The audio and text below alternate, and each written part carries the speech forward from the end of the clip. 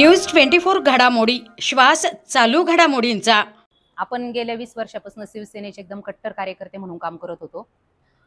20 वर्षामध्ये आपण तळागाळात जाऊन महिला सक्षमीकरण केलं, खूप चांगलं काम या ठिकाणी केलं।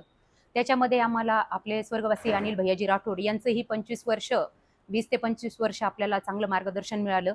तो एक आपला आधार म्हटलं तरी काही वाव ठरणार नाही। परंतु आता असं झालेलं आहे की ज्यावेळेस आपली महाविकास आघाडीची सत्ता आली त्यावेळेस मला असं वाटतं संजयजी राऊत यांनी विडा उचलला होता की काय आपली शिवसेना संपवण्याची।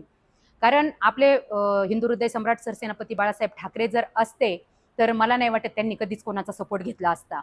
त्यांनी शिवसेना पक्ष हा बंद केला असता पण कोणाची साथ घेतली नसती इतकं तर आम्हाला कळतंय।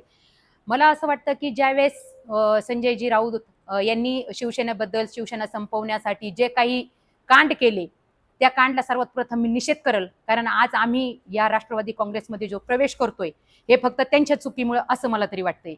आणि आता गेल्या 25-30 वर्षापासून नगर शहरामध्ये आपले शिवसेनेचा झेंडा उभारत होतो, शिवसेनेचा झेंडा उभा होता। आमदारकीचं तिकीट नेहमी नगर शहराला दिलं जात होतं, परंतु संजय राऊत यांनी तिकीट विकले असं मला वाटतंय।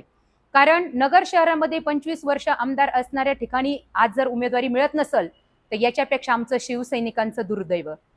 आणि म्हणून मी असा विचार केला की आपण इतकं निष्ठावंत राहून आपण स्वतःला पूर्ण त्याच्यामध्ये झोकून काम केलेलं आहे। ते काम करत असताना 20 वर्षामध्ये अनेक गुन्हे माझ्यावर दाखल झालेले आहेत, माझ्या सगळ्याच महिलांवर। त्या सगळ्या गोष्टीला तोंड देऊन आम्ही शिवसेनेचं काम करत होतो। परंतु आता वरती ज्यावेळेस मोठा निर्णय झाला की आपल्या नगर शहराला शिवसेनेला उमेदवारी नाही, मग थोडंसं आम्ही तोपर्यंतही थांबलो होतो आम्ही की आपल्याला तोपर्यंतही काही पाऊल उचलायचा नव्हता। परंतु त्यांनी बघा ना, म्हणजे नुसती शिवसेनाचं वर अन्याय नाही केला तर पूर्ण नगर जिल्ह्यातली शिवसेना संपवली। कारण तुम्ही सांगा आपण कोणत्या बेसवर शिवसेनेत राहायचं, शिवसेनेचं अस्तित्व काय? कारण यांनी अस्तित्व संपून टाकलेलं आहे। म्हणून मी हा निर्णय घेतला, माझ्या शिवसेना महिला आघाडीने पूर्णच हा निर्णय घेतला की नगर शहरामध्ये नाहीच तर नगर जिल्ह्यामधले शिवसेना संपवण्याचं काम संजयजी राऊत व या तुतारीने केलेलं आहे। म्हणून आम्ही एकच ठरवलं की नगर शहरामध्ये नगर शहराचं भूषण, नगर शहराचे लाडके आमदार संग्राम भैया जगताप हे एक युवा नेतृत्व आपल्या डोळ्यासमोर ठेवून आणि नगर शहरामधला विकास डोळ्यासमोर ठेवून मी हा निर्णय घेतला की आपल्याला समाजसेवा तर करायची आहे। इकडे शिवसेनेचं सगळं अस्तित्व संपलेलं आहे। कारण इकडे सगळंच अस्तित्व संपलं म्हटल्यानंतर म्हणजे त्याच्यामध्ये हे येतं की त्याच्यामध्ये जर आपला आता आमदारच नसेल तर नगरसेवक, महापौर, महानगरपालिका हे खूप लांबच्या गोष्टी आहेत। म्हणून मग मी त्या सगळ्या गोष्टीला फुल स्टॉप दिला। आणि आता इथपर्यंत येऊस तर सुद्धा मला असं वाटत होतं की आपण शिवसेनेचं काम एकनिष्ठतेने करायला पाहिजे होतं, एकनिष्ठतेने केलं पाहिजे होतं। परंतु आपलं सगळं अस्तित्व संपणाऱ्यांचा निषेध करून मी आज संग्राम भैया जगताप यांच्या ऑफिसवर येऊन आज राष्ट्रवादी काँग्रेस अजितदादा पवार गटामध्ये प्रवेश केलेला आहे। त्याच्या मागचं तुम्हाला मला अजून एक सांगावंसं वाटतं की खरोखर माझ्या सगळ्या नगरसेवकांना, महानगरपालिकेतील माझे नगरसेवक असतील, महापौर असतील, माझे महापौर असतील, सगळ्यांना एकच सांगणे आणि माझ्या तमाम नगर जिल्ह्यातील शिवसैनिकांना की जे मी भोगले ते तुम्ही भोगू नका। कारण 20 वर्ष काम करून सुद्धा कधीही पक्षाची 1 रुपयाचीही अपेक्षा मला नव्हती। इतकं प्रामाणिकपणे मी या पक्षात काम केलेलं आहे। आणि या प्रामाणिकपणेने आज मला स्वर्गवासी अनिल भैया राठोड यांनी जिल्हा प्रमुख पदापर्यंत पोहोचवलं। परंतु आता संजयजी राऊत आणि तुतारी म्हणजेच शरदजी पवार तुमचेही आभार आहे की कारण तुम्ही माझी नगर जिल्ह्यातली शिवसेना, नगर जिल्ह्यातलीच नाही तर महाराष्ट्रातली शिवसेना संपवलेली आहे। आणि मी संजयजी राऊतचा परत निषेध करेल कारण माझ्या नगर शहरातलं तिकीट तुम्ही विकलेलं आहे। तुमचा पुन्हा एकदा जाहीर निषेध। स्वर्गीय अनिल भैया हयात असताना महिलांना जो मान सन्मान मिळत होता त्यांचे गेल्यानंतर सध्याचे जे पदाधिकारी आहे ते प्रत्येक विषय डावलतात असं वाटतं? हो, 100%। ज्यावेळेस अनिल भैयाजी राठोड हयात होते तोपर्यंत आमची शिवसेना महिला आघाडी आम्हाला एक आधार होता तो, आणि त्यांच्या आधारावर आम्ही राजकीय क्षेत्रामध्ये जे समाजसेवा केली ती फक्त आपल्या भैयांमुळे केली। कारण जोपर्यंत भैया होते तोपर्यंत आम्हाला नगर जिल्ह्यात काम करताना, नगर शहरात काम करताना अजिबात अडचण आली नाही। परंतु ज्यावेळेस भैया गेले त्यावेळेस इतकं वातावरण खराब झालं कारण जे पदाधिकारी आहेत स्थानिक लेवलचे त्या पदाधिकाऱ्यांनी कधी महिलांचा विचारच केला नाही। कारण असेच भैया गेल्यापासून 2-3 केसेस माझ्यावर झाल्या। माझे भैया जर असते तर आता ज्यावेळेस माझ्या इलेक्शनला भांडणं झाले मला 8 दिवस जेलमध्ये बसावं लागलं। एक महिला 8 दिवस जेलमध्ये बसतीये परंतु एकही स्थानिक लेवलचा कोणताही नेता माझ्या घरापर्यंत पोहोचला नाही। ते दुर्दैव माझं म्हणावं लागेल, मी त्यांना नाव ठेवत नाही। परंतु भैया गेल्यानंतर माझ्यावर ही परिस्थिती आलेली आहे। आणि हे सगळं आपण राजकारणासाठी केलं। आपल्या स्वतःसाठी काहीच केलेलं नाही.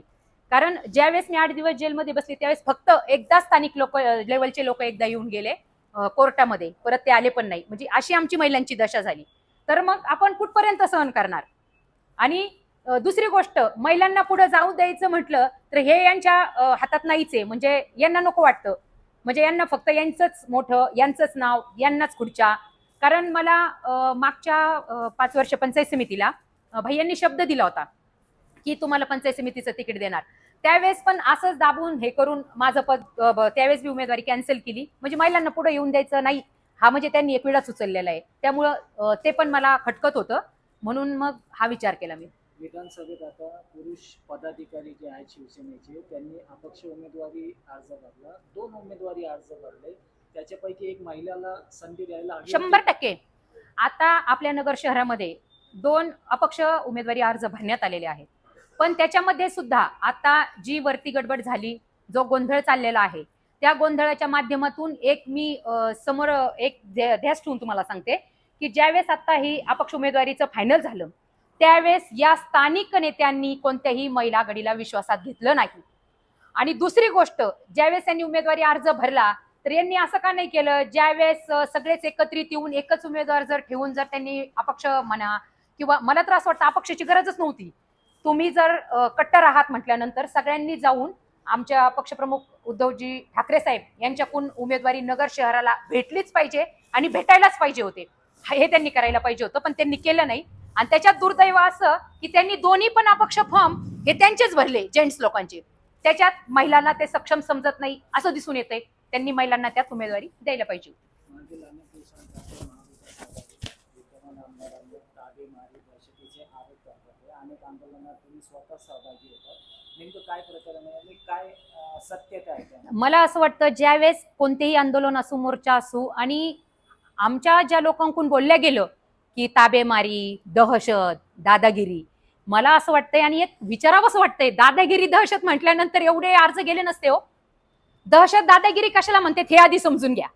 दहशत, दादागिरी, गुंडागिरी आणि प्रॉपर्टी बळकवणं हे जर संग्रामजी जगताप करत असते तर मला असं वाटतंय अपक्ष उमेदवारी कोणीच केली नसती, आज कोणी अर्जही भरला नसता. कारण त्यांच्या दादागिरीने ते थांबलं असतं ना, फॉर्म कोणीच भरले नसते. हाही खूप मोठा मुद्दा आहे. आणि फक्त संग्रामजी भैया यांना काहीतरी म्हणजे खोटं नाटक करून, त्यांचं नाव घेऊन, त्यांना बदनाम करून उमेदवारी लढल्या जात नाही हो. ते पण कुठेतरी नगरकरांनी थोडंसं लक्षात घेतलं पाहिजे, मला असं वाटतं. आज प्रवेश केला, आमदारांनी काय आश्वासन दिले? आज मी राष्ट्रवादी काँग्रेस अजितदादा पवार गटामध्ये प्रवेश केलेला आहे. तर मी माझं एकच धोरण आहे फक्त, की आपण जसं शिवसेनेला आपलं पूर्णच आयुष्य वाहून नेऊन तळागाळातल्या महिलांचे प्रश्न सोडवले, गोरगरिबांसाठी कामं केले आणि ते काम केलं म्हणून आज मी इथपर्यंत पोहोचले. मग आता आपण जे काम करत असताना आपल्याला ठोस असा पाठिंबा कोणाचाच राहिलेला नाही. आणि आमच्या संजयजी राऊत यांनी तर पूर्ण महाराष्ट्रात नाही तर महाराष्ट्रातलं द्या सोडून पण नगर जिल्ह्यातली पूर्ण शिवसेना संपवलेली आहे. म्हणून मी हा निर्णय घेतला. माझ्या डोळ्यासमोर मी संग्राम भैया जगताप हे एक युवा नेतृत्व आहे आणि मी 10 वर्षामध्ये त्यांना जे नगरकरांनी निवडून दिलं तर त्यांचं ते काम बघूनच निवडून दिलेलं आहे ना.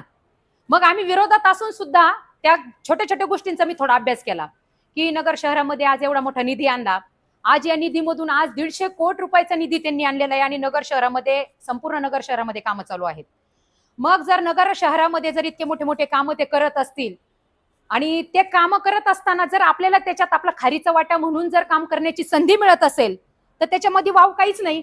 म्हणून मी आमदार नगरकरांचं भूषण, मोबाईल आमदार म्हटलं तरी वाव ठरणार नाही असं युवा नेतृत्व राष्ट्रवादी काँग्रेस पक्षाचे आमदार संग्रामजी जगताप यांच्या मार्गदर्शनाखाली आज मी राष्ट्रवादी काँग्रेस पक्षामध्ये प्रवेश केलेला आहे.